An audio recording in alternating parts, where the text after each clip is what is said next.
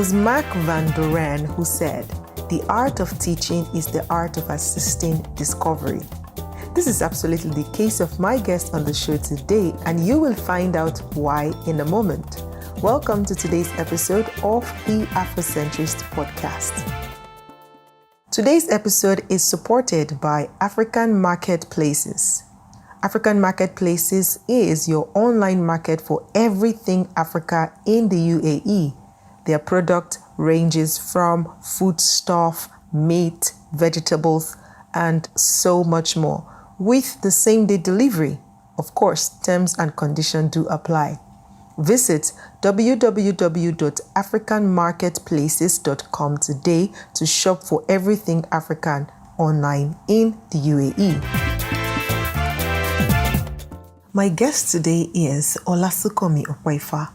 Olasukanmi Opeifa is an award-winning teacher who won Maltina Teacher of the Year, that is Best Teacher in Nigeria, in 2018.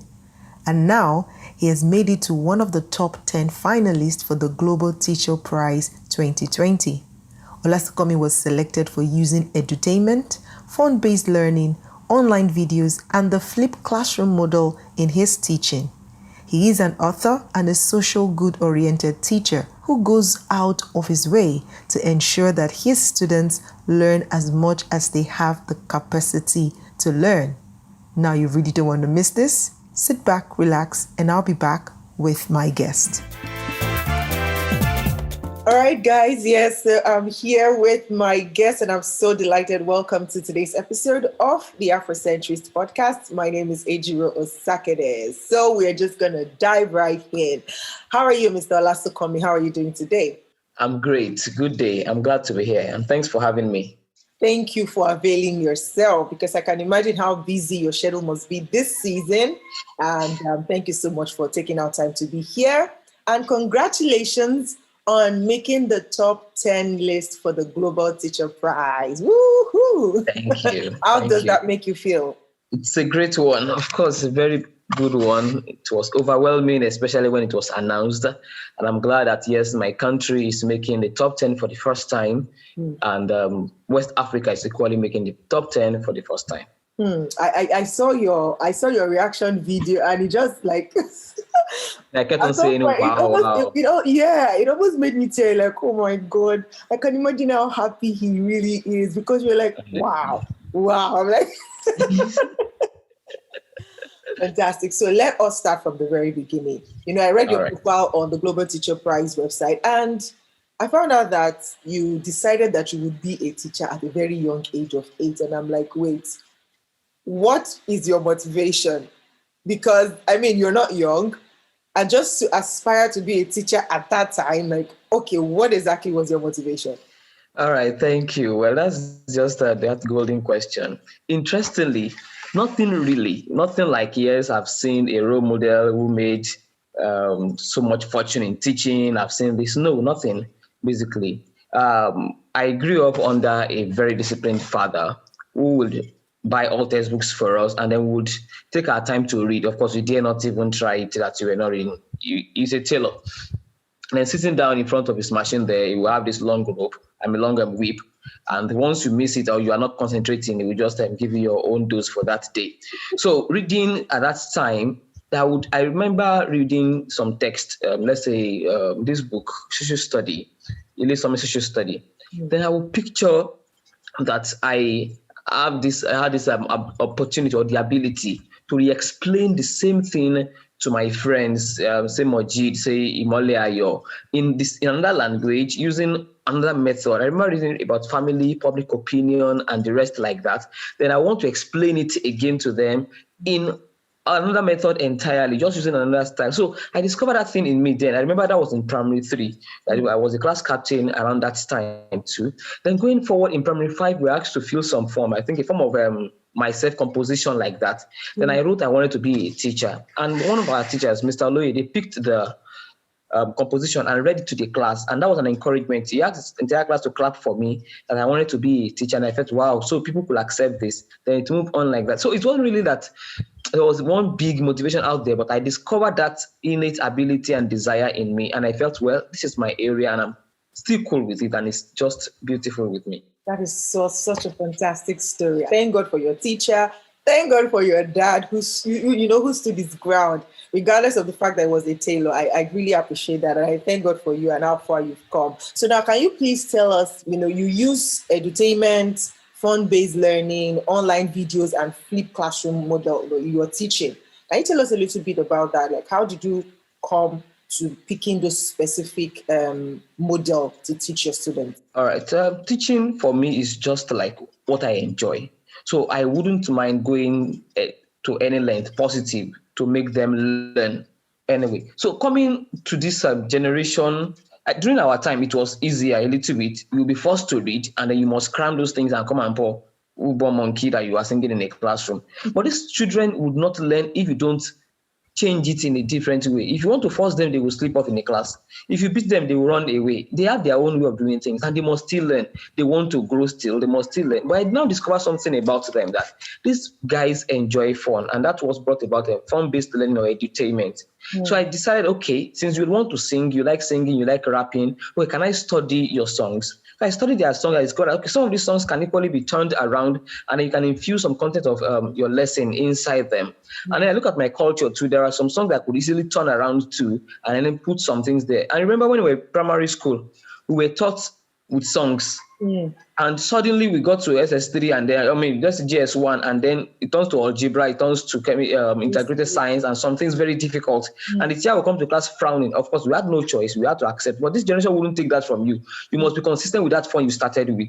So I had to introduce that. Okay, let me rap a little bit. And then I remember some lessons, some lectures while I was in the university. A lecturer used to teach us sounds like he would want to teach b, d, and ga, that's consonants and the plosive, and it would go by badaga. Then we never really liked it. But I discovered that I think it will help my students.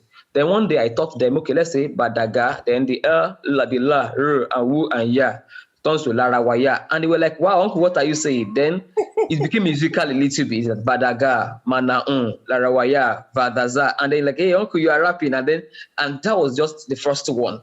So we moved on like that. Then I would want to teach essay writing, and I would link it with maybe Olamide's song saying, okay, first of all, introduction. Instead of asking them to write introductory paragraph first, I just say, first of all, introduction. Then the next paragraph will be like, go down low. And then they'll be like, yeah, uncle, you are there. And then in case you are stuck, I will say, are you a learner? Don't be stuck with your point. Move on. And then it will just be cool with them. And they were learning. And their performance in the exams kept on improving. And I said, wow. So I discovered, okay, let's introduce card games also. Let's use board game. I turned this draft, is it draft or chess now? Yeah. I could use it to also teach grammar. Once you are playing, chop the next person, I chop you, like that. You have the example, I have the meta languages, that's the noun, the adjective. So I keep on moving my own to meet your own example. Once I get to your example first, I pick out your example as my own answer, and it must be the right example. So we just play that game like that. Card games too, vowel sounds. So entertainment became the in thing for me, and I said, yes, I think the students are getting it. This recent exam they wrote now, the students will just enter the exam hall and will say, Bese. And people will be like, what is Bese? Bese is, remember to put full stop in your address. So Bese, when you okay, I can't do it now. That's full stop there. And then when you do the leg walk thing, is it leg walk they call our able God?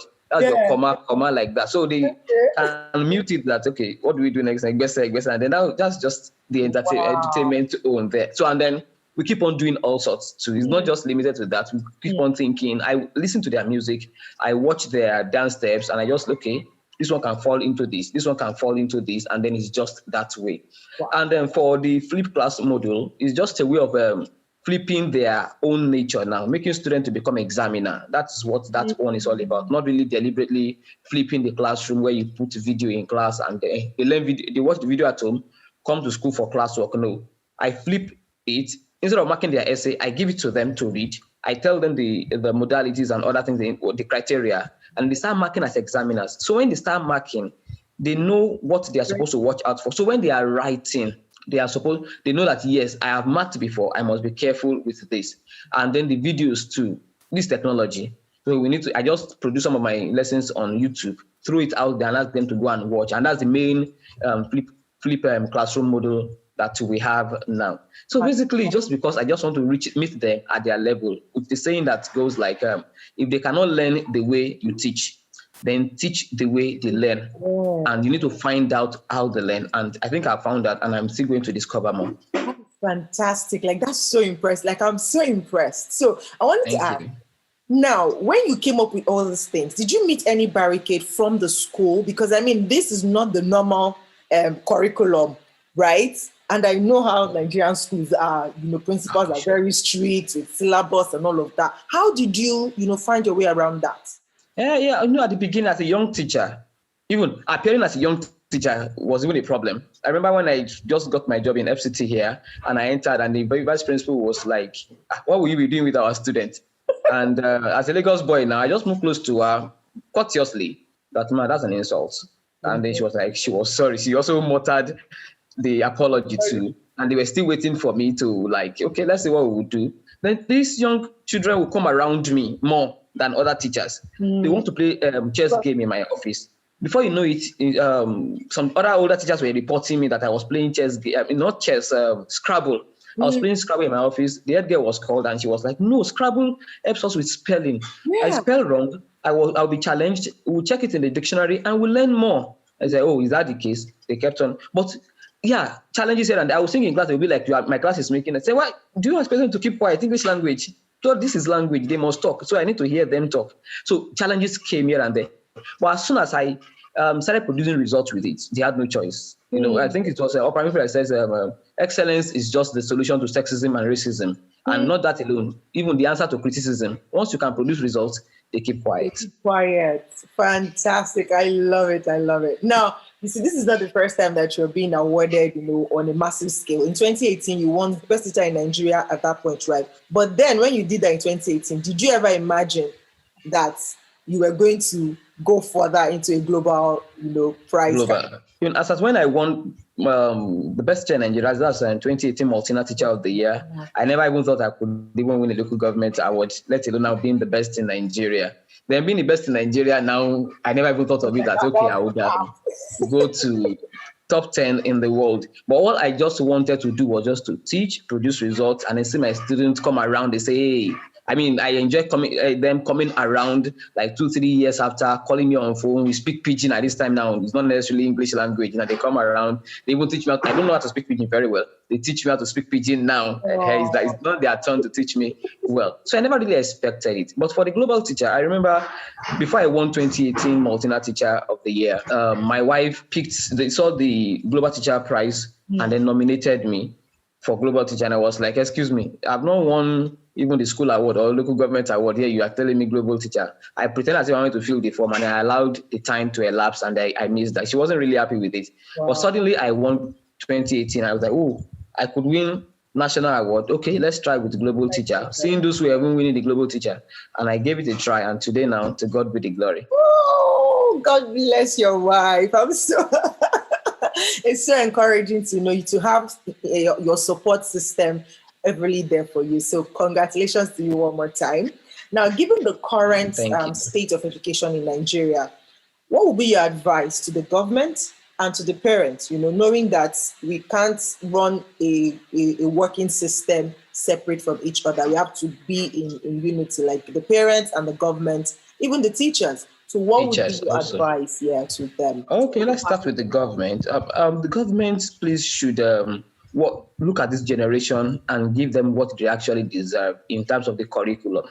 Curriculum now should have changed. I think so. Should have changed by now. This is the same curriculum my grandfather used, Olasunkanmi used. Yes, and it was meeting their needs sincerely. At that time. It met that need, but now I think something has shifted in this generation, and we need to just work on that. So let the curriculum meet the societal needs now, the current societal needs, and then the student needs. And what's their need to me is talent discovery or self-discovery. You can imagine now, many years ago, I discovered myself very early, and I'm fulfilled now. I may not have millions in my account, but I'm happy, I'm fulfilled, I enjoy what I'm doing. You can imagine discovering the video as very early, when what it will have turned to now, if you had been discovered as earlier as, let's say, that same age 8, maybe by now, it will have really broken the record of Michael Jackson and the rest of them. So I think our curriculum should be based on self-discovery. And for parents, while we are still waiting for government to redesign our curriculum, please discover your children. The Bible says that train up a child in the way he should go. So there's a way a child should go, designed for that child. Please, it is the responsibility of parents. Do not abdicate it to teachers. Discover them very early. And for teachers, you are doing well. We are doing great. Please, let's do more. Don't look at the salary now. I think we are hopeful. I never thought of the salary. I believed that, yes, it will change because we really need it to be okay socially and mentally also. Let's just do more. Teach them extra. But I will leave this with you. Please, teach the students those things, the way, let me say, those things that you missed in school. While I was in school, I wished I was taught in a better way. And then I decided that, no, those excellence I missed, those quality education I missed, no child will pass through me and then we miss that. So please let that be your own watchword too, that those things you missed in school, please reinvest it in these children and we'll have a better society. Fantastic. Thank you so much. Like, this has been a fantastic discussion.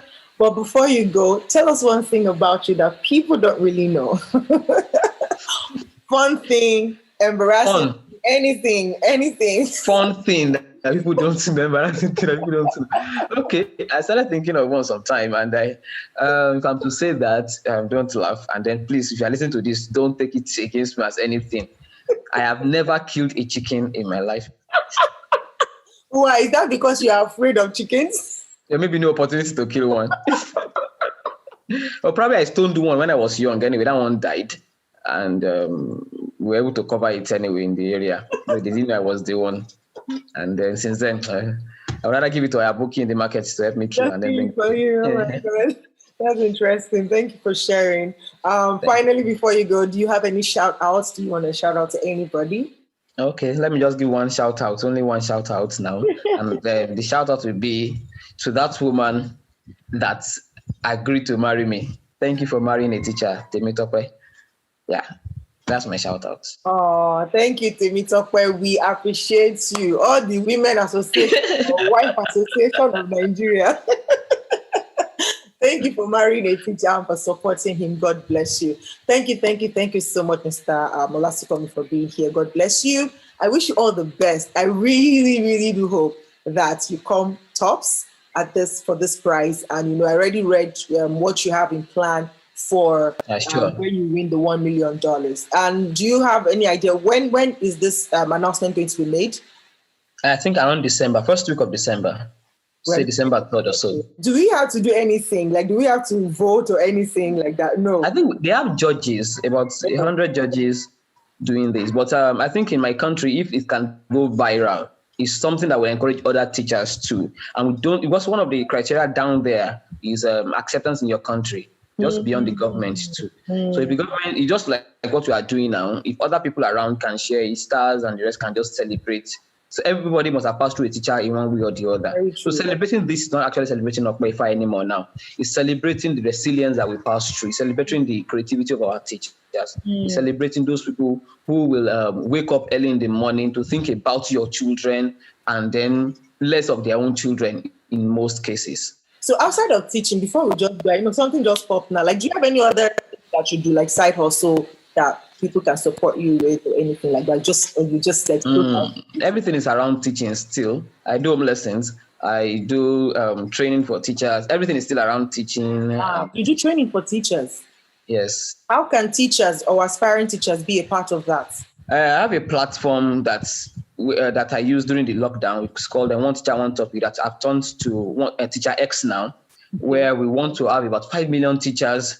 And then we want to collaborate and we want to make them see that, no, it can be better with this job. And we'll be launching it on the 5th of December officially. We're having a meeting with some of our ambassadors today. And we want to show them that, no, teaching can still be better. I believe if we all come together, we will create a vanguard in this country and even beyond to more. And that's what we want to do now. I believe, like, if I have access to, like, in my lifetime, maybe 10,000 students as a teacher. But if I train 1,000 teachers, that's like 1 million children. Wow. And if we can inculcate technology, we can meet far, far more than that. So that's what we are doing now. I'm collaborating with some of my friends, 3 of us, award-winning teachers too, to train others and make it big. So watch out for Teacher X. Okay, so we should just watch out for. So how can we watch out for it, please? It will be a professional media, we have social media. So this one will be like a professional collaborative space where teachers can come together, follow each other,